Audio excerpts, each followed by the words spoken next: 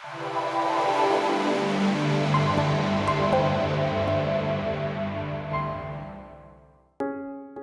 was very fortunate. My mother had Alzheimer's, so I knew what was coming. Candy Lockney has difficulties with short-term memory loss. I mean, everybody has senior moments, everybody does. And I guess the big issue is, okay, when does it become more than that?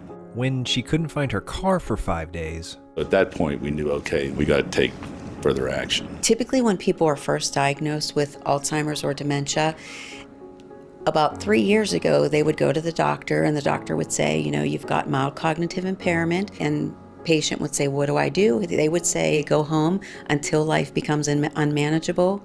Just continue doing what you're doing. D, C, A, roll A, and find B. But now there's another option. We designed a community-based wellness program that includes a variety of activities that are designed to help address the physical, cognitive, emotional, and social needs of older adults. That program, designed after a similar program in Barcelona, Spain, is called BRiTE, the Brain Training and Exercise Program. But it's specifically tailored to the needs of folks who have started to see subtle changes in their cognition or who may be at risk for developing dementia.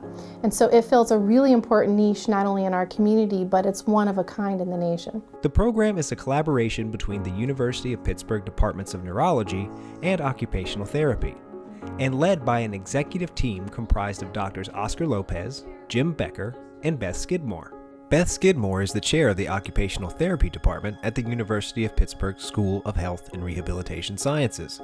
Her research focuses on designing interventions to help older adults with cognitive impairments. She is one of the creators of BRiTE. I think it gives us hope that we can provide a program that at minimum lets these people know they're not alone, that they have a community of folks that they can interact with, and that by staying as physically and cognitively and socially active as possible, there's at least something they can do. The goal is to slow the progression, and I think it's done that in spades, actually, and people are just incredibly competent, and she loves being here. Everybody's in here for a purpose, and we're not all the same, so we banter back and forth with one another, and that's fun.